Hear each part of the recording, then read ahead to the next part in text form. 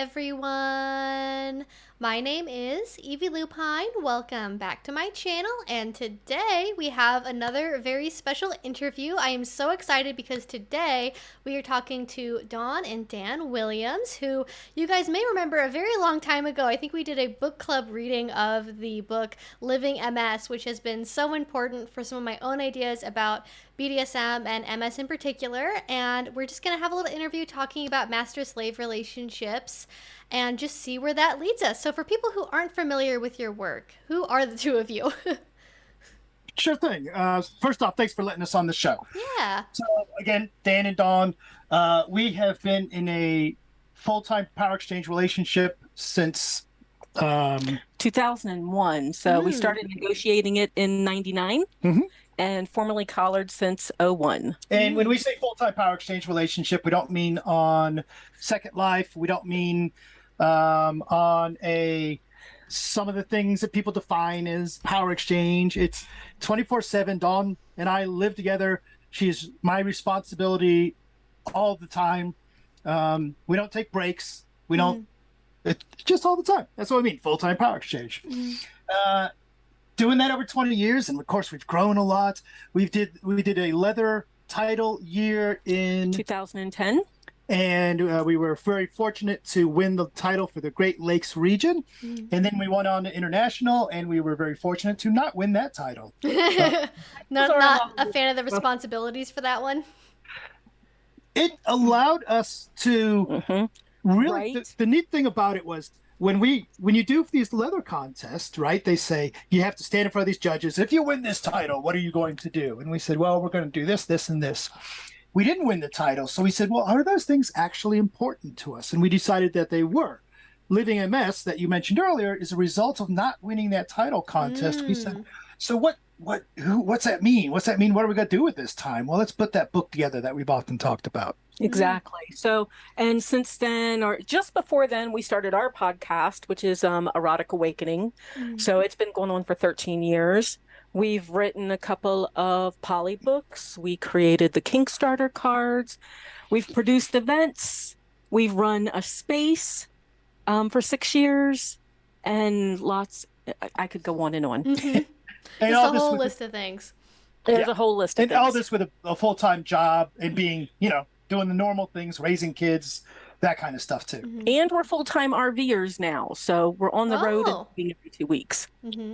I mean, I just talked about that with someone else I interviewed, that making a DS relationship, you can really do it in any circumstances. Like, I don't know if you guys would have met these people because they're my neck of the woods, so the Pacific Northwest, but there was a master-slave couple here that had a title year a couple years ago now, and they are full-time long-haul truckers, and they do MS just from a truck, so it's totally possible. We know them. We've interviewed them before. Oh, perfect. Yeah, okay. I don't know why I can't remember what their names are for some reason, because it's come up twice now. It's Daddy Dawn. Oh, and Slave J. Slave J, right? Jay, yes. Okay, thank you. I'm like, I cannot remember what their names are, and I looked up on where were they on the last conference I saw? What were their names? So I appreciate the reminder. But so for you two, you've been in a relationship for a really long time. Did both of you want an MS relationship going into the start of your connection, or was it something that kind of developed as you two grew closer together? I would say it's something that we wanted when we first went in. So Dan had just gone through a divorce. I had just gone through a divorce. We were getting together. We knew we did not want relationships like we had had before. I had just discovered kink and loved the idea of power exchange. We found out that our porn collections matched. That was the big thing, right? And most of our porn was about power exchange. It wasn't the Playboy models. It wasn't a lot of that stuff. I mean, some of my pictures was just of a woman kneeling and another woman for this picture I'm thinking of with her hand wrapped in her hair. Oh, yeah. Up at her, so it was things like that really turned me on. And when I mentioned it to Dan and watched his eyes light up, right? And then we started discussing what that would mean. We actually discussed it for a year and a half and wrote a contract and did a collaring, but it took us a year and a half to put that together. And for me, one of the key moments in that was, for me, when we started, I thought the whole power exchange was just about the bedroom stuff. I thought it was just going to be fun. Are we allowed to say bad words? Oh yeah, swear, do whatever you want. Words, Okay. which are great. So I thought, oh, what a great deal. If I want oral sex, I say, slave, give me oral sex, and it happens. Okay, that's great. And it is great. Side note, not saying it's not. Absolutely. But there was some point where I said, slave, get me a peanut butter sandwich. And she was like, oh, yes, sir. And I realized, wow, I feel that same stirring in my, what we've coined the phrase heart cock, right? To describe situations where it's not that you're just physically turned on or just mentally / emotionally / spiritually, however you want to term that, turned on, but you get that full reaction. And for me, ordering Dawn to get that sandwich gave me that reaction. So that's where we really started to explore and say, this is not just, this is something that we really need to incorporate into our life full time. Yeah, I love that phrase because I think there is a lot of difficulty. I get comments every single day. I'm sure you guys get this as well from your podcast of people who are like, what do you mean you do BDSM and it's not just about having sex and intercourse, or you do it outside the bedroom? People get so confused, and it's like there's way more to it than just like dick gets hard, pussy gets wet, you know? Right. It's hard to explain to people sometimes, and we've talked about it in classes and stuff where I mention that power exchange is my kink.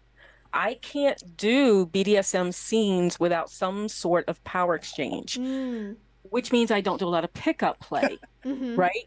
Because it's not about the spanking. It's about them putting me over the bench and making me submit and then giving me a spanking. That's the fun part. Fair. Yeah, so it sounds like neither one of you had any previous experience with BDSM like at all before going into this. Great. Okay. That is quite, I feel like a lot of people, the common timeline you see for people that get into MS, it's not always that they just start in MS. Like, it takes them a while. They start with like going to dungeons and doing pickup play, and then they try some power exchange. But you guys were just like fully into it. Did that cause any tension or issues? And if so, how did you work that out? No, because we are beyond jealousy. Because, yeah, oh my gosh, all the tension and all the issues in the world, right? We started, like, you're saying, we started with the power exchange, the BDSM, the kink, and the polyamory, and the open relationship right out the gate. Yep. Let's make it happen with no role models to follow. And the way that it caused issues all over the place. And sometimes the issues would conflict with each other, right? As a leader in a power exchange relationship, I am going to go to my girlfriend's house whenever I want to. But as a leader in a power exchange relationship, I'm going to protect my submissive. So that means not going to my girlfriend's house. Sometimes. But from a polyamory perspective, you're not supposed to right? Yeah. Fortunately for us, the foundation that we built right off the bat was we recognized that when you're involved in, and I know power exchange is what we're talking about, but when you first start getting involved in polyamory, they say, oh, got to remember the 3 C's: communicate, communicate, communicate. Well, that's great, but nobody explains how to communicate. Sometimes sitting across a table from somebody and looking at them and talking to them is not the best way to communicate, right? Sometimes you need guidelines. Sometimes you need a talking stick. Dawn and I have sat fairly close to each other and instant messaged back and forth, right?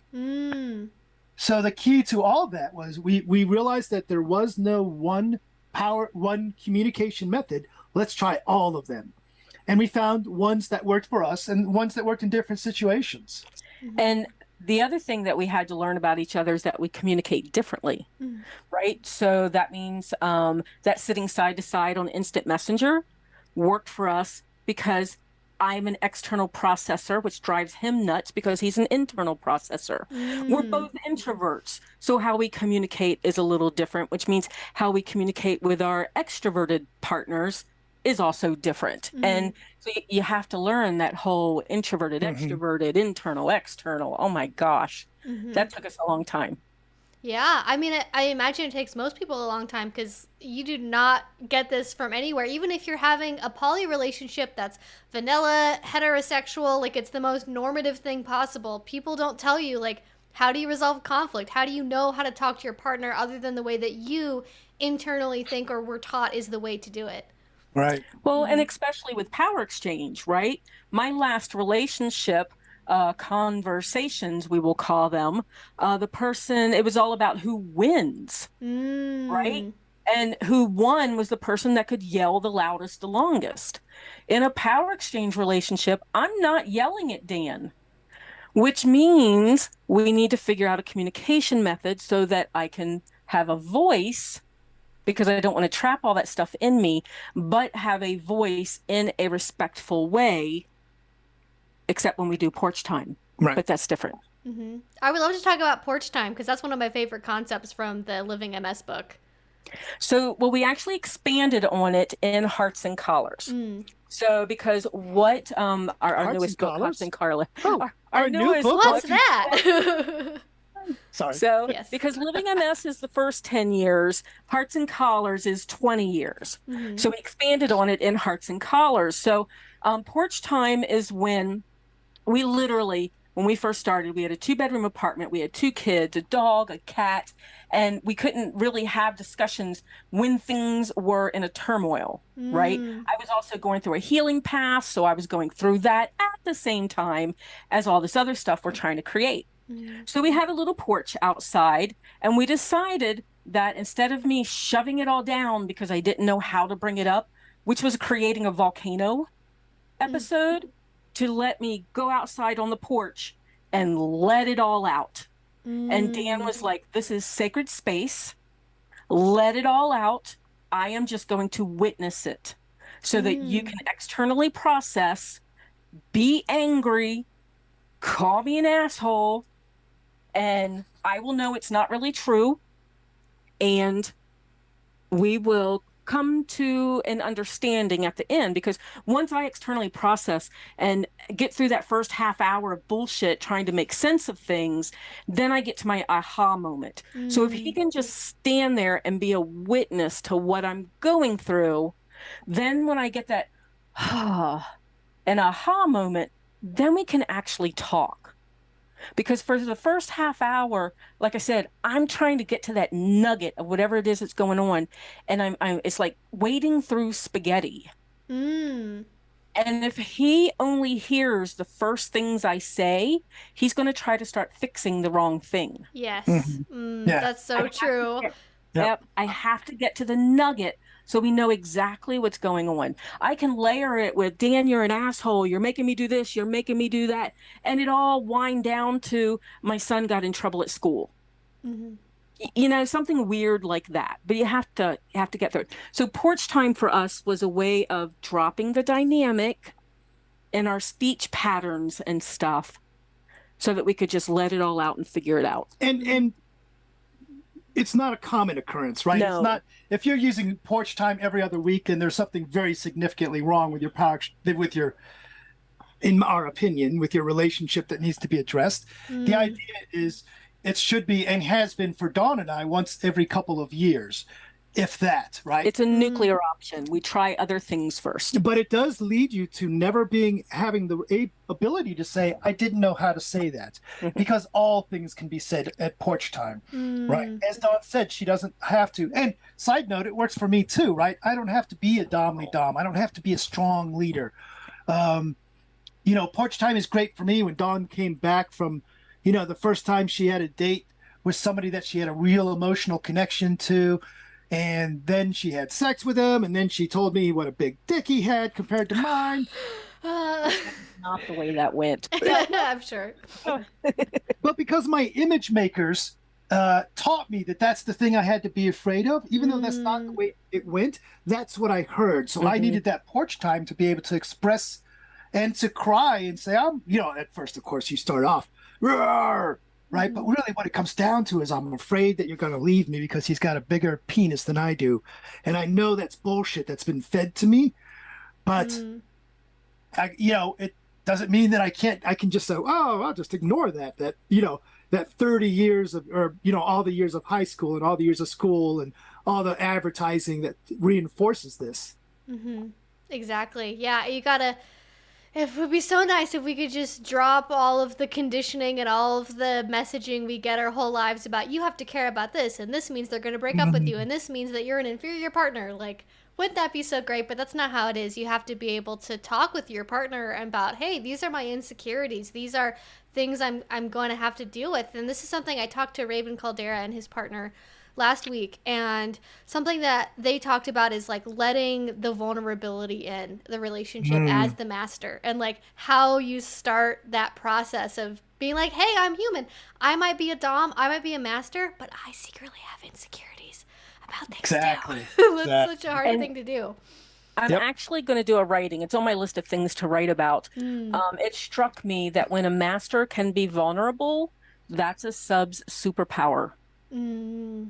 When a master can be vulnerable in a relationship and still be master, that means that they feel confident enough in the relationship to be able to do that. That's our superpower to create that space, I guess. And we love Raven and Joshua. I was hoping for X-ray vision. That's what I get is vulnerability. Vulnerability. Okay. Sorry. You don't get to pick your superpowers. Yeah, I think it's really great when you can have something that is very mutual in the relationship. I think oftentimes people think that it's sort of this lopsided, like the submissive or the slave has to be completely transparent, completely vulnerable at all times. The master is supposed to be over here like a Greek statue and just absorbing all of it and observing it and acting on it, but not reflecting that back themselves. And from my experience and from what I've heard from people I know, like that works to a point. That's like fun for scenes and like kind of casual relationships. But if you guys live together and you have dogs and cats and kids, it's the weaknesses are gonna show up. They're gonna pull up, because as submissives, as slaves, like we've got our little magnifying glass. We're looking and going, what's that over there? What's going on? We're gonna see the chips. We're gonna see the places where it's not totally perfect. And if you try to obfuscate it like it doesn't exist, that's really gonna cause potentially some trust damage in the relationship. Yeah. Dan knows all of my buttons. I know all of his buttons. The trick is to not use them. I don't think we've ever used the buttons in a discussion. Yep, I think you're right. Yeah, and that's one of the ways you have a healthy relationship is you know those vulnerabilities, but you don't exploit them, because that's, if you do, then where does the trust go? Right. Yeah, so getting back more into your MS relationship, you said that you started out kind of developing a contract into like a 1.5 year long process. Was that like a series of conversations? Did you write stuff down? What did it actually look like to put that together over a 1.5 years? Well, I think because we were so new to it, it was wise for us to move slowly. And it was a series of conversations and a series of even things as simple as definitions, right? What is, the definition of a mistress is a really, to my friend Simone, it means one thing. But to Johnny gets off on the weekend, and just wants somebody to, tell him he's not allowed to come, it means a completely different thing, right? So I might, so for me, part of those definitions, and not to mention, now, of course, all this was pre-FET life, but you can get on there. If you want to start an argument, right, ask somebody, well, what's the difference between a submissive and a slave or whatever, right? Gosh, yeah. It doesn't matter. Fat life. Yeah.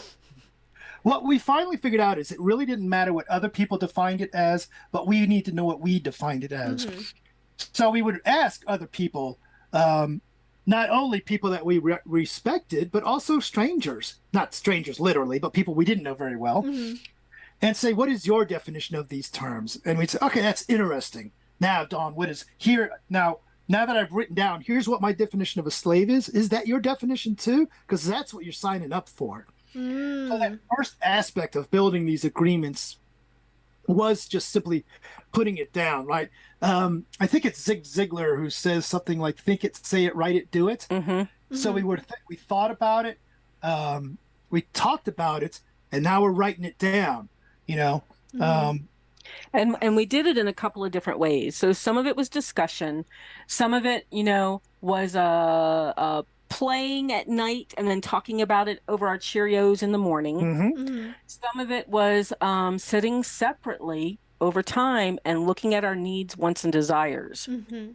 and not just our needs, wants, and desires with each other, but what we need in a relationship regardless, right? So, needs are non-negotiable, wants are negotiable, and desires are the cherry on top, usually the fantasy stuff. And then we discussed rituals and protocols. We put in a termination clause at the end. So, and I forget what it's called, a dissolution clause at the end. There are two things that if either one of us do, it automatically voids the contract. There's also another thing of, because of my rejection issues, I needed something in there that said, if we are going to break up, these steps need to be followed. So, first it's an email, then it's a discussion, then it's a mediator who we've already picked, and the one that told us to put this in that was a good idea to put this in the contract. And then we rip the physical contract up and burn it. Yeah, and we'll come back to Rich. I can say that without crying now. Oh, yeah. It took a while. For us, those rituals and protocols are important, but the other aspect, something rolling back to what we said earlier, right? I have a lot of image makers that suggested to me that, hitting a woman is always wrong. There's never a good reason for it. And if Dawn says, no, please, I don't want to, then I should always coddle me and back down. Coddle, yeah. Right? I needed to see Dawn write down in this contract and sign to this contract that says, I want you to push me to be my best. And if that means that you make me do something I don't want to do, then do that. If it means you need to punish me because I'm not, fulfilling what I'm supposed to be fulfilling, I want you to do that. I needed that not only written down, but in paper. It gave it some solidity so that I was able to begin that deprogramming process that says, yes, it is okay to punish my person. It is okay to push my person. If Dawn comes home and she's grumpy and in a bad mood, it doesn't mean I should make my own dinner. It means I should make space for her to experience that if she needs to, but maybe first I'll have her kneel for me for a little bit and remind her of what kind of relationship we have. Then go get my coffee, then go get my dinner, then sit down and say, so tell me about your day. Was it a good day? Was it a bad day? And give her the opportunity to realize, to come back to the foundation of our power exchange relationship. That's the fun part to all this, right? Is that everything that happens externally to us, it all comes back to this foundation that we've built. So it doesn't matter. And that's the part we have to keep reminding ourselves. It doesn't matter. The dog dies, I lose my job, we lose a house and a mortgage, friends move away. A really fun experience for us as we've become biologically older human beings is more and more people that we know are dying, right? And that's not bad. Obviously, it's not good, but it's just part of the reality that says, all right, wow, that's really fucking impactful. Let's come back to the foundation. Anything we can do about that? Yeah, we can support those other people. We can make sure that we're taking care of ourselves. And I can remind myself it's my responsibility to push Dawn, to try this diet or try this physical exercise. And if I'm going to make her do it, damn it, I'm going to feel pretty dumb if I don't do it too. That's going to feel bad. Yeah. That was a long ramble. Lots of reflection. We've become Sounds like very I'm passionate about this crap. Yes. Yeah. This whole process, we've become very self-aware of ourselves, of what we need and what we want, and things like that. So yeah, lots of conversation, lots of self-reflection on our own. And we did it, I almost forgot, we did it as peers. Oh, yeah. Contract. Yeah, we did the contract as peers. So because I was already falling into subspace, I was already falling into submissive mode. And if I'm in submissive mode or slave mode while we're discussing something like this, I'm going to go along with everything he says. And he needed someone that could speak for herself and be confident enough to know what it was I needed. Yeah, I think that's definitely very important to keep in mind is when you are negotiating, it's best to do it as equals because of that exact problem or issue that can arise from just wanting to say yes because the master's right in front of you. And then when you pop out of that headspace, you're like, why the fuck did I agree to that? I don't want to shave my head every week, you know? So, I just got a haircut. It looks nice. Yes. It's purple, I think, right? Yes. Yeah, it is lovely. a really dark purple this time. When the light hits it, it's awesome. Yeah. So I am curious, when you were developing the contract and figuring things out, did you include things like punishments, for example, or did that change over time in the last 20 years? It's definitely changed over time. We did not include specific punishments. Am I right about that? No, we just included, I didn't want you walking on eggshells. I wanted to be held accountable. Punishment was expected, I guess. And so it has changed over time, right? At the beginning, because, you know, we thought, oh, well, if you're bad, I'll take a cane to you, right? Well, the reality is, if I really want Dawn to be, feel that sense of discipline, feel that sense of punishment, I just have to tell her that she's disappointed me, right? That's really the one that'll really get her anyway. Absolutely. And really, when it comes physical punishment for us, there is no physical punishment in our life anymore. It's physical corrections, right? And not we break down this idea between that there's correction, discipline, punishment. Super short version of it. Correction are these minor course corrections, right? If Dawn got my coffee 12 days in a row and I said, you know what? I want cold coffee from now on. Because he does change it on me. Yeah, I do. And she forgets and makes it hot, right? I might give her a little pinch and say, oh, by the way, don't forget about the coffee. Make it cold. I like that now. That's my new ting, right? It's not a big deal. It's reminding her that I'm in charge, but it's not a big deal either, right? Human beings are going to make mistakes. You're not going to avoid that. Discipline is a layer above that. It more says that you're not putting yourself to the energy to that thing that you should be. Punishment, your head's, and we explain it. Do you want to do the much thicker? So the first is about the thing. It's course correction about the thing.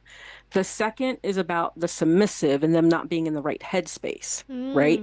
So you've got correction, you've got discipline. That's about them not being in the right headspace. Pay attention, focus. But then there's punishment, which is the way we think about it. That's more about the dynamic. So that's something that's gone really wrong.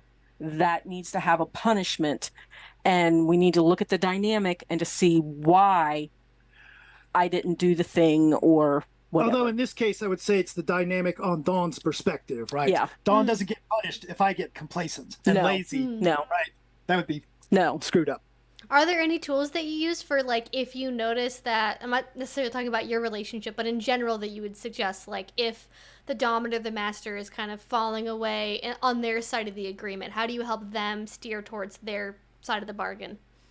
Complacency really is the killer of most power exchange relationships for leaders in those power exchange relationships. And it's easy, right? Because Dawn's a great follower at this point, right? She's got 20 years under her. She knows me. Christ, I don't even remember what it was, but I was going to the fridge for something and she had it in her hand already. What do you call that? The anticipatory service. I don't even know what that. It was awesome, whatever it was. We were driving and you said, oh, I think it's time for lunch. And I already had what I had fixed. Oh, right. Yeah. Oh, yeah. Go. So it's easy for me to become complacent because things are so well, right? So for new people or for old people that are new to it, one of the things that I find very valuable is actually having a mentor, a peer mentor, right? Somebody in your, you know, if you're a follower, find a follower mentor. If you're a leader, find a leader mentor. Of the type of power exchange that you do. Probably the type of at least close. At least close, yeah. So a peer mentor could be a great way to check in with and say, oh boy, are you being complacent? I think that it's important to have the submissive have some way to express that's not going to feel to the leader like it's topping from the bottom sort of thing, right? Some way that Dawn can tell me, I've noticed you're putting less energy into things lately. Let's ramp it up, without her using that term, because that's just going to piss me off. But instead for her to say, how about for dinner tonight? I would like to kneel for you at dinner tonight. Would that be all right with you, sir?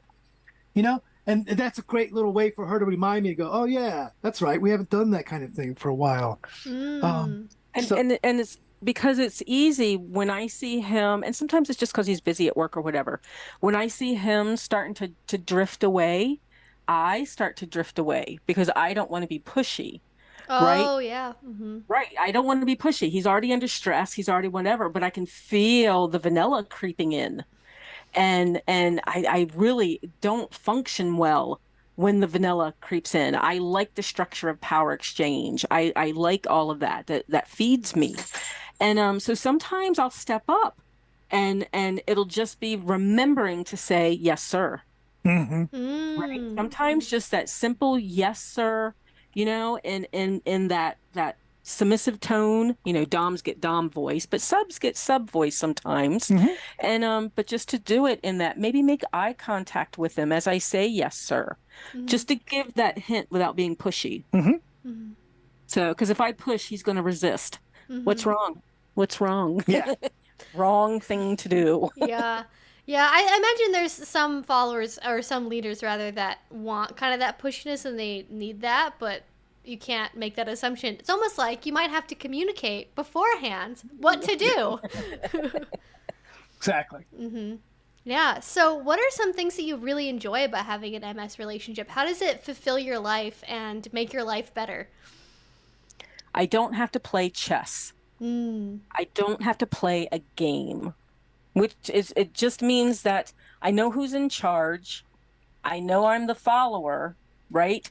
Dan doesn't do tricky stuff as in, oh God, I don't even know how to explain it, but the way I explain it in Living MS, I think, is with the ex-husband, if he won the argument of what color of sheets we got, then I felt I needed to win the argument of what color of curtains we got, right? It was always about who is winning. Here, I align myself to his goals. If I have goals, I'll vocalize them, and we may concentrate on those. Usually he'll push me in that direction if it's something he thinks is good for me. But for the main part, I align myself with his goals. There is no winning. It's us winning. It's not the friction of like the last relationship. For me, one of the big aspects is that I now have, so I've got this hand and I've got this hand. Don, raise one of your hands. Ooh. And now I got another hand, right? So I have that extra capability and capacity to get shit done, right? It's super because Don's smarter than me in many areas of our life. So I can, instead of me trying to figure something out, I can say, Slave, how do I do this? Go figure that out. Matter of fact, looks like you're good at it. Go do it. Go make it happen. So it's that ability to, and to do that, right? And a lot of the times it's driving things, those things that you're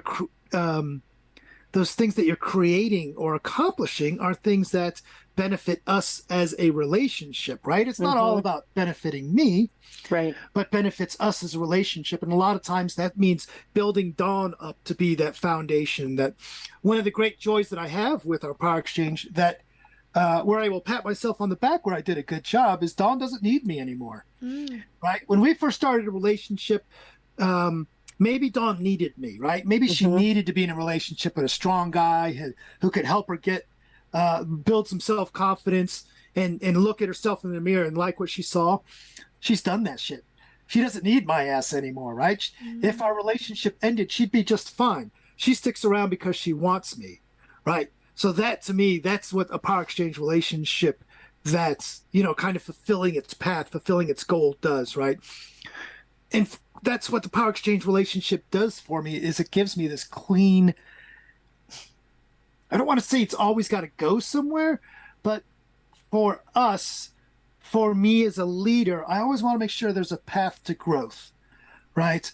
And that feeds into that ability to have a path to growth. Without the power struggle. Without any kind of struggle. When there's any bit of power struggle, that's when we know some vanilla or something has creeped in, right? Because I'm a strong person. I run groups. I'm clergy. I do all these things, and I consider myself a strong person.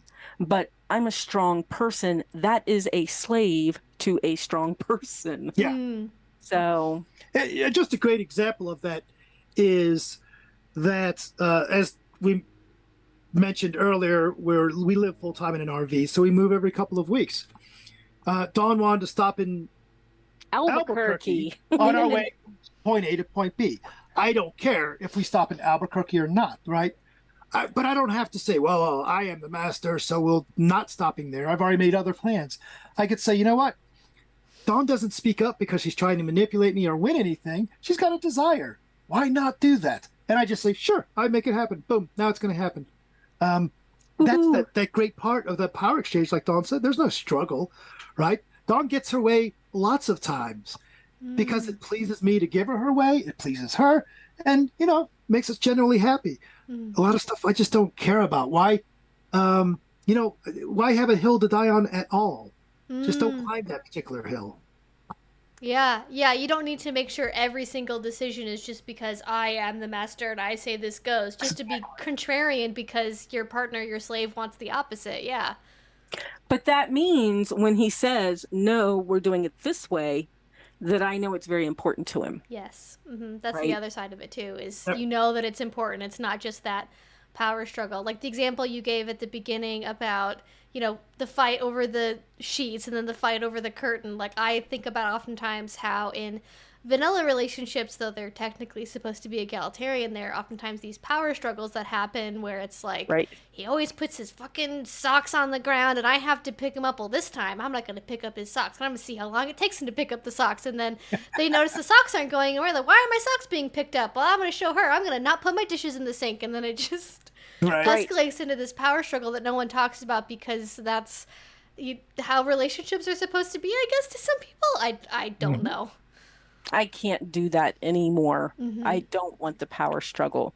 So, and then the people that have the power struggle, they usually take those things and put them on a card, not literally, right? But visually, they put them on a card and stick it in their back pocket for the next argument. And then they pull it out and slap it on the table. Well, what about this from 6 months ago? Oh no, we don't have that.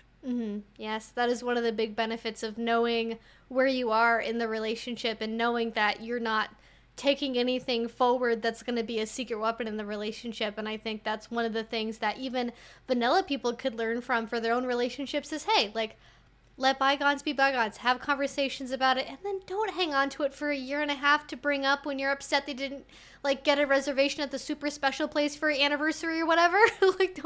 Don't just grab onto it with both hands trying to always win all the time like you talked about, Dawn. Yep. Yeah, so earlier I think we kind of touched a little bit on rituals and protocols. I was interested in wondering if we could maybe dive into that a little bit more and what that means in your contract and in your relationship. So for us, it's usually good to have a distinction between rituals and protocols. And for us, at least, protocols, so rituals is what we do. Protocols is kind of how we do it. So, and now I'm trying to think of examples. So a great example of that is every morning, Dawn gets my medication. I take a couple pills in the morning, vitamins and stuff, right? Every morning, what Dawn's jobs when she gets up is to get me my pills and get my water and get my coffee, right? So that, and then I'll sit there and I'll immediately turn and take it, or I'll wait a moment because I'm in the middle of something else, or I'll wait a couple of moments because I can, just to flex. I kind of like it. But when I do turn to take it, it's with my full attention. I turn, I take it, I accept protocol. It, and I'll either tell her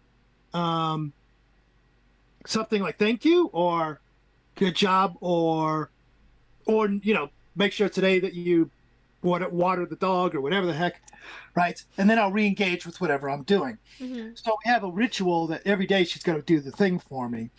The protocol says, you'll do it in such a manner. And actually the protocol says I'll do it in such a manner, right? We're big fans of this whole idea of rituals because everybody has rituals, right? You have rituals all the time. You have your birthday parties and anniversaries and work anniversaries. Hell, even your nighttime ritual before you go to bed, right? Brushing your teeth and putting something away and closing and locking the door and, whatever. So we're always celebrating these bits of our life. So to have these rituals in our life as well. So, if we're going to get to remind us. You see, we talked earlier about complacency. Having these rituals constantly are a great way to avoid complacency. Because I might forget for, a couple of days that I'm Dawn's leader.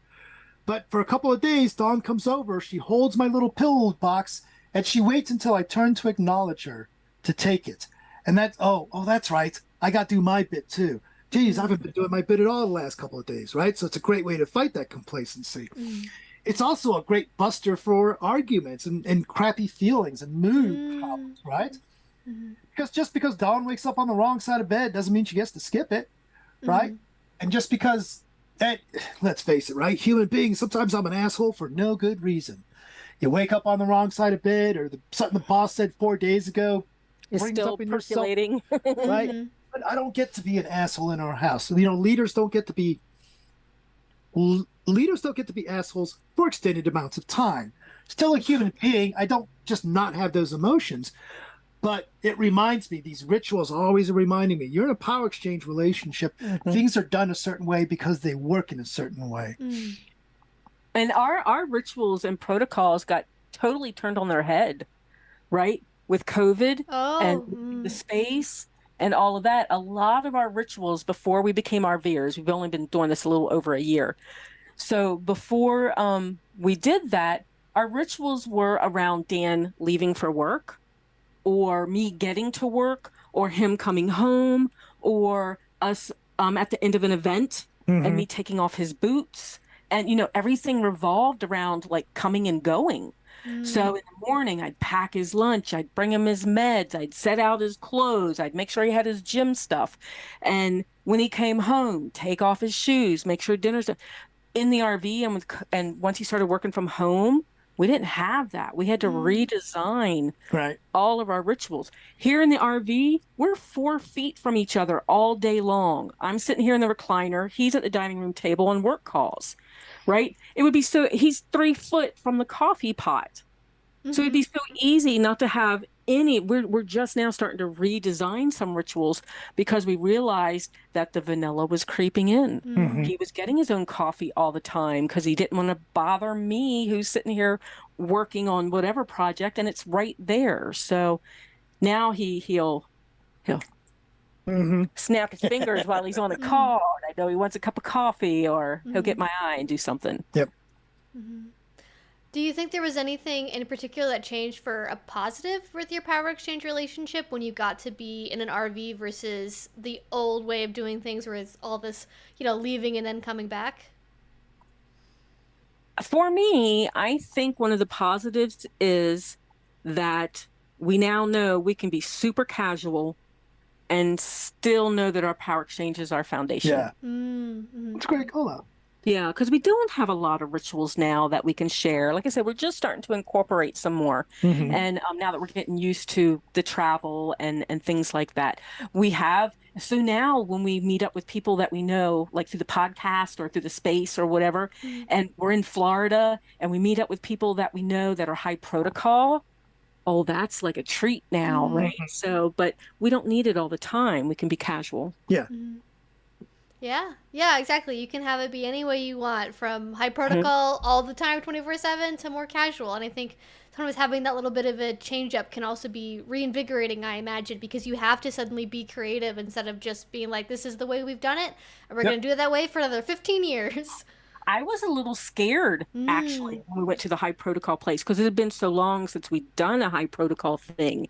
And I knew that slave had to be naked in the house, right? And that she ate dinner, she sat on the floor at her owner's feet with a plate, but that's how she had dinner. She'd be naked at her owner's feet.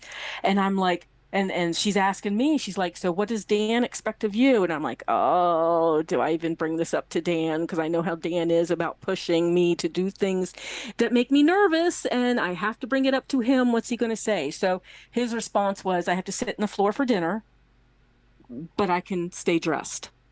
So, and then it was fine once I got there. It was all kind of cool. Good. I'm glad it wasn't like a completely nerve-wracking experience, but I imagine when you haven't done that for a long time, you're like, oh my gosh, what do I do again? Am I going to measure up, right? Well, the real nervous bit was, is it still going to feed me? Oh. Is that spark still going to fly? Or is it like, yeah, whatever. Yeah. Fortunately, and in this case, it did.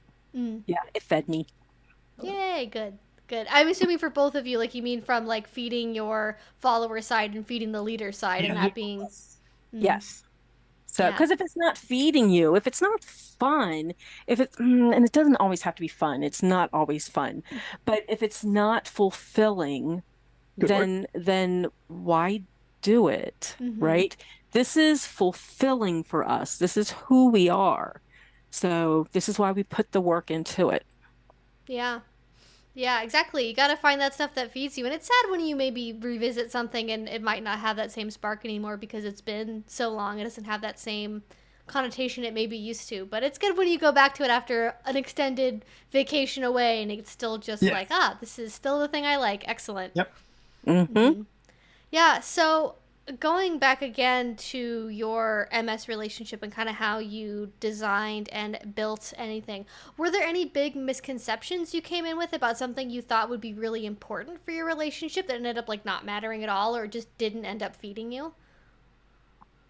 Oh, wow. That's a thinker for me. Yeah, I would say that over the 20 years we've been together, we knew right off the bat to not base the relationship on sex. But so it did start that way. There was a lot of it. Post-divorce.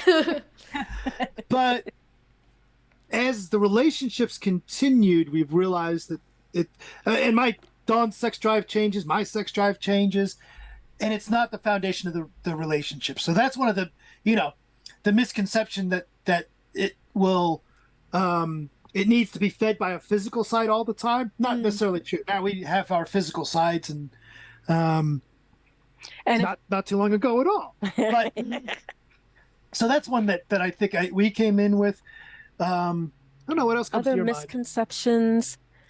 I don't know. I think I had a misconception that it was going to be high protocol all the time, and I didn't know how I was going to be able to do that, or the misconception that I wouldn't have a voice. That was actually a fear of mine. That had to be a misconception because it was a huge fear of mine that I wouldn't have voice, and we figured out how to allow that to happen. Other misconceptions. Well, there's that year and a half that we built the contract. We had the opportunity to clean out a lot of those, so that's what we did in that year. And part of it was to explore: is this realistic? Is it going to be sex every day? Is it going to be naked slave girl all the time? So another weird misconception I had was that people would support us. Oh. Community. That was a weird conception. So we did have a bit of a support group, right? But we actually, our first year together was about building the foundation. The second year, we did do high protocol. We had the theme of high protocol, and we were on all the time. And I ended up having 2 interventions from the community because they thought that I was being, yes. So they thought I was being abused and that you were stomping on me. or you're just a crazy codependent, right? Or something like that. Oh, yeah. My God, we had so many codependent conversations with us to make sure that wasn't happening or in a negative way. Yeah. But no, I had 2 interventions from people one was in the kink community, one was not. And then other kinksters that don't get this at all. And then doing a formal dinner at an event and me being on point because I'm the server and the head server of this high protocol dinner, and people coming up and talking to me. So I try not to get annoyed at that because they just didn't know. Yeah. But yeah. But it's like you said in the beginning of the show, right? A lot of people think of BDSM as something they do in the bedroom. They engage, they disengage, they're done. Yes, I'm a dominant between the hours of 9 p.m. and 9:30 p.m. when I'm having great sex, right? And that's fine. There's nothing wrong with that. Heck, 80% of the people that went to the dungeon that we ran were there because they wanted to play and then go home and be normal people. So a lot of people didn't understand, well, when you say 24/7, when you say full-time power exchange, you mean, she's mine all the darn time. I ran a submissive round table and somebody came to the submissive round table and they asked me and another slave that was facilitating it, they asked us, so what is this power exchange thing? Because they were curious, so they were there to learn. And we told them, and they just busted out laughing, right? Whoa. We've had that before. We've had people telling me going, oh my gosh, I don't know how I'm going to tell this to Dan. And someone going, well, just don't tell him. And it's like, that doesn't work in my world. So just, And all that's okay, right? It is. There's nothing. People have a different level of education when they come into the lifestyle, and people have a different level of taste. Some people will never dig full-time power exchange. It'll never work for them, and they don't want to be around it. Just spank me and let me get off and go home. All right, okay, cool. I'm glad we have our space to be who we are too. Yeah. Was it something where the people who were like doing the interventions and stuff, were they in power exchange relationships as well, but like lower level, and they just didn't get MS? Or was it just like people that are more the spanking on the weekends, I guess, variety of kink engagement? Okay, so both of these are actually kind of funny.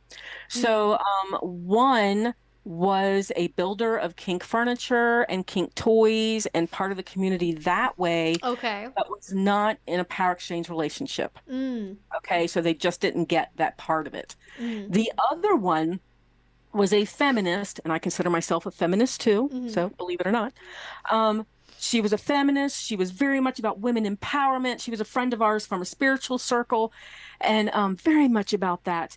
And she took me aside and, Dawn, you can't do this. You're supposed to be empowered as a woman. And I had brought this folder because I'm an organizing junkie. And I had brought this folder with like all these definitions and all this things and the stuff that I get out of it. And we went out to coffee and we talked for like 3 hours.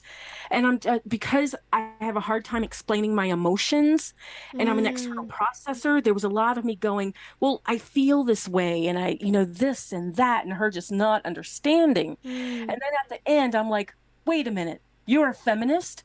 And she's like, yes. And I'm like, isn't that about me doing being allowed to do what I want to do that makes me happy? She's like, yes. I'm like, this is what I want to do and this makes me happy. And she's like, well, shit, you should have said that 3 hours ago, right?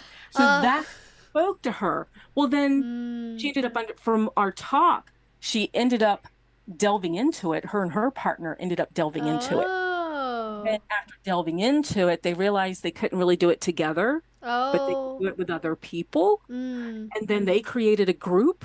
And then that group got really huge in Columbus. And then they started hotel events. And then they ended up running some of the biggest kink events and having their own power exchange relationships. In the Midwest, the east part of the Midwest, at least. Yeah. So that turned out really well. I mean, I think part of that just speaks to a little bit of how important it is for there to be visibility of MS relationships and people that are willing to have conversations about it, because so many people, without that direct conversation, without just seeing it, they would never think about it. They would never know about it. They wouldn't know it was a possibility. And until you have that, then you don't get to have huge conventions and events and people having successful, 6+ people, BDSM polycules, right? Exactly. So with that, I'm curious, what was it, just the porn that got you to, I'm kind of backing up way to the beginning of the conversation. Was it just the porn that got you into wanting an MS or a DS relationship of some kind? Or was it like the two of you just connecting and finding something that felt like naturally like power exchange? Or was it like you saw somebody or went to a dungeon or something and went, I want that? So in my relationship, which I can talk about, I was trying to spice things up.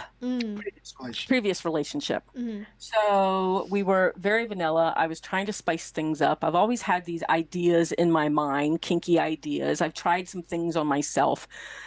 And Dan had been a friend, so I knew him before we got together. And I was kind of mentioning it to him because I'd mentioned it to the husband. And he was like, totally, no, absolutely not. And Dan's like, there's this thing, and I'm going to age myself.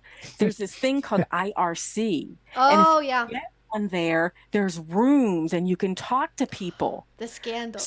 Right. So I did that, and I'm talking to people, and I found someone local, and she invited me to a demo party. Oh, I took him to it, the ex-husband. Right. I took the ex-husband to it, and no, not his thing. And I tried to figure things out, and I'm like, oh, these are part of my things. I need this in my life.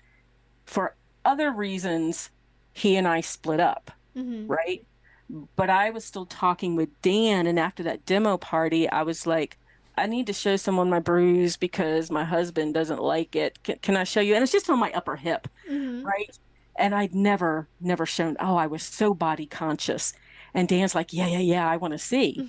So we took a drive and I pulled over on the side of the road and I kind of like whipped down my pants real fast so he could see my upper hip where the bruise was.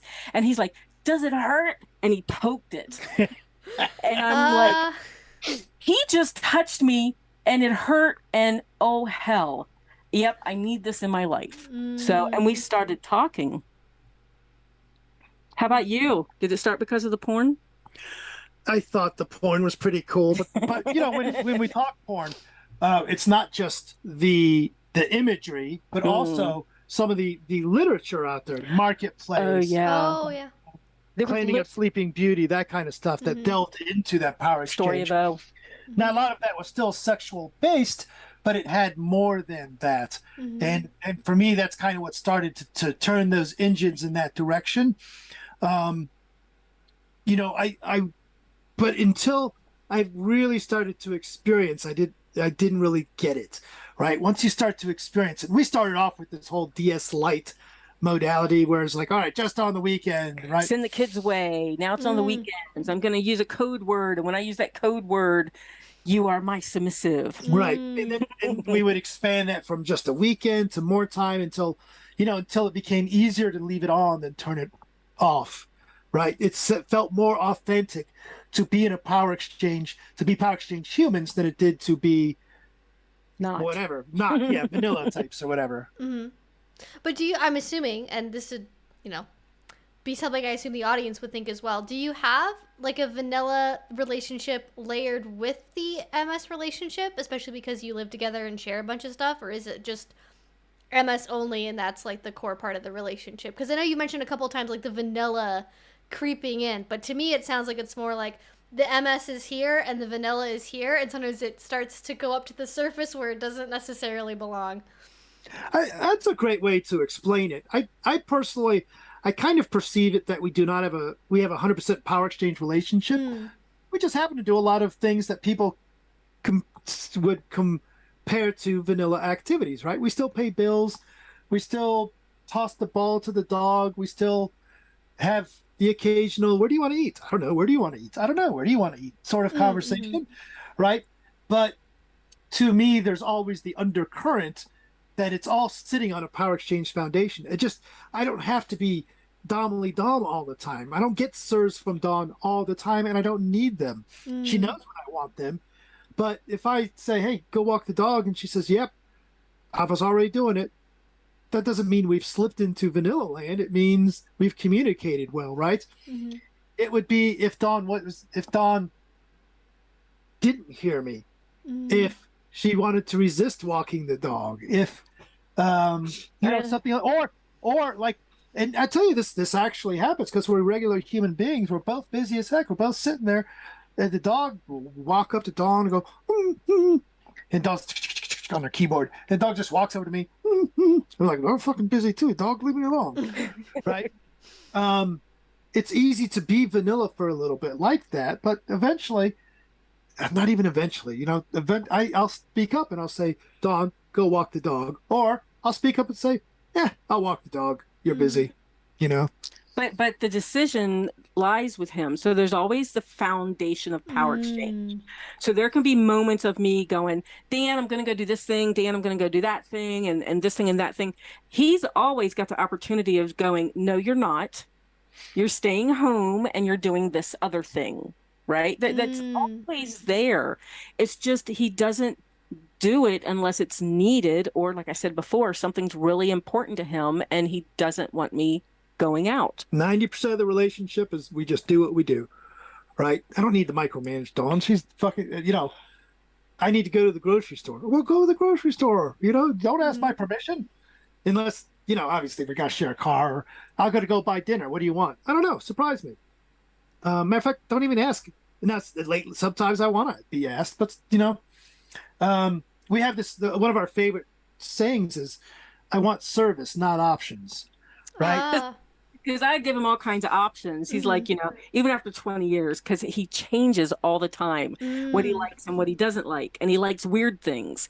So he's like, okay, go pick up dinner. I don't want you cooking tonight. It's hot out. It's raining, whatever. Because I cook outside of the RV, and he's like, go pick up dinner. I'm like, well, what do you want? Pizza, wings, hummus. I don't know what is it. And he'll go, I want service, not options. And it's like, okay. And I'm not bratty. So he knows I'm going to go and do my best, because I could really fuck things up if Yeah. right? Sure. But I know mostly what he likes most of the time. So my guesses are usually pretty good. And I want to please him. So I want to find the best thing that I can think of. Yeah. I mean, that's what it is, right? Like, yes, you can brat about it if bratting's part of your relationship, Sure. but, you know, if you want to actually do a good job, like, you just got to try your best. I think that's so true for a lot of dominants. They like not having to think about the little minutia of, like, I don't know, just pick what I want for dinner. Like, I'll be fine. Whatever it is, pizza, wings, hummus and dip, I guess. Like, it'll all be fine to me. It's all food. But I'm curious, sort of as a last question, because I know we're almost out of time. When you do have maybe moments of resistance where maybe, you know, Dawn has something that she cares a lot about, like it's not just a color of the sheets type argument or a disagreement about this is the next step we need to take, how do you resolve that conflict when you're both like having trouble kind of getting your wills to go in the same direction? So part of it is, the first part is I have to decide, why is Dawn attached to this? Is she attached to it because of fear? If she's attached to it because of fear, then we're addressing it head on, right? I would say we're full-time RVers now, and I do have some anxiety, so he has to look at that. And sometimes it's a fear that I want to address, and sometimes it's a fear that, okay, you're afraid of those sort of things. Whatever, we can go in a different direction. Then I have to look how attached I am to it, right? I don't just because I made the decision doesn't mean I can't say, that's a good point, Dawn. Let's do it the other way instead. So the beginning of it, from my perspective, and I know, Dawn, I wanted you to share your perspective as well. Okay. It's just to recognize why is there resistance? Is there resistance because she's afraid, or is there resistance because it's new and scary? Well, that's another way of saying afraid, isn't it? Mm-hmm. Or is it resistance because she doesn't want to spend the money, because that makes her feel like maybe a little less, scared financially? Oh, look, scared again. I know. So if it's scared, that's a different tact for me. And if it's just because she has a preference, right, then I'm going to choose, then I'll have a different way of looking at it. Because I might have a preference based on a past experience, or based on knowledge, or based on something I've learned, or based on a pattern, right? Sometimes I'm a very pattern person, so I could have a resistance because the pattern tells me that thing is not going to work out the way you think it's going to work out, right? Yeah. Patterns tell me it's going to work out a different way. Sometimes I have resistance to, like, how we're going to save money and where the money's going to go, right? And that could be based on a pattern. That could be based on fear because we don't have access to that money or something like that. I can have resistance about when I wanted to become clergy, and I was terrified because it's not a mainstream thing. It's actually really hard to find any training in what I wanted to do. And something came up, but it was in a different state, and it was leaving Dan. And it was leaving Dan to his own devices. And he's a grown man. He knows how to make his own, dinner and watch the kids and walk the dog and stuff like that. But I didn't want to leave him because I feel like I take care of him. And he pushed me out the door. So what do you do when there's a resistance that, I'm not giving in? I'm not giving your. I know I'm taking over your show, but yeah, no, go ahead. I'm a podcast host again. So Dawn, tell me about the time. What do I do? I have to. I was getting ready to say suck it up, but that is not the visual I want to give. So when I really want to do something some way, and Dan says no, we're doing it my way, I look at that and I take a breath, and at this point I just settle into it. This is how we're going to do it. It totally flips my brain. I can be so into, no, but you don't understand. No, but you don't understand. And that's exactly what my brain is focused on. And then Dan says, no, we're doing it this way. Boom, switch flips, because experience tells me he has thought about it. And if he's wrong, he'll apologize later, or if apologies even needed, And I just have that experience that he's a very capable person and has given this some thought. And maybe I didn't think of something, or we're just different on some levels, and that switch will flip. And to bring it to the poly that we were talking about a little bit, I swear, I think if he'd have said, Dawn, this is what I'm doing. We're changing things at this point. I know we've always done it this way. Now we're going to do it this way. Boom. I think that switch would have flipped a lot sooner, but I'm guessing because it didn't happen. But we treated that a different way on purpose. We did that change different on purpose. And yeah, just kind of, it's that alignment of will thing based on experience. Yeah. Yeah, having that basis of trust allows you to sink into that of like, all right, it's out of my control, but it's going to be okay that it's out of my control. Yes, exactly. Exactly. All right. Well, that is a very beautiful sentiment. I think it's time to wrap things up for now. Are there like last thoughts or anything you want to shout out before we end this video? I want to mention that this can that I've been drinking out of, for people that do know me, is sparkling water. For those that think I'm kicking back a Schlitz or whatever. It's not your thing. Also, I guess we for courtesy perspective, we should mention we'll be presenting in Winter in the Wicked. We'll be presenting at Kentucky College. I'm presenting a variety of places. Soon. All listed on our website, Erotic Awakening. If you'd like to come out and see us and this kind of thing. I also want to mention that you're a damn good interviewer. Oh, thank you. Dozens and dozens of these, and you're in. You know what you're doing, and we appreciate that. And you kept us on track, which can be difficult. That's what I mean, right? You wrangled us very well. You're a good wrangle. Everyone I've dated for the last 15 years has had ADHD. I have lots of practice with the cat wrangling of topics. So awesome. Yeah. So just to reiterate, everything we do, the books, the Kink Starter cards, the podcasts, the presentations, where we travel, where we're going to be, everything is on eroticawakening.com. You can sign up for the newsletter, join the Discord. Everything is there. And come have lunch with us. We are all over. For those United States or Canada listeners, have lunch with us when you're in your area, right? We're in Nebraska right now. People. We're lonely. There's no fat people out here. Nebraska. That's funny. One of the first people I ever met in the kink scene actually was a transplant from Nebraska, and apparently there's actually I think, is it Omaha? There's a very big kink scene in like the big major like college town there. Yeah, so there is one, but you have to look for it. It's almost always the college towns. That's what I found. Exactly where we're not at. We're in Cowtown. Oh, gotcha. Cow and corn. Cow and corn. Yeah, might be a little bit harder to find a dungeon in amongst all the cornfields, I imagine. But yeah, I will put a link to all that down below for people who want to check that out, or maybe see any of the things you guys are going to be presenting in your books as well. All that'll be down below. Thank you both so much for being here. It was a pleasure to talk to you. Yeah. Yes, and thank you so much for sharing your knowledge. If you guys want to make sure to not miss out on all these interviews, I do have, I think, 2 more that are coming out after this one. So if you want to make sure to not miss out on those, go ahead and subscribe to the channel. Also, down below on YouTube. And if you guys are watching through all of this, thank you so much for sticking with us. I know these interviews are pretty long, but it's a lot of really good info. And I will talk to you all again very soon. Bye. Awesome. Bye.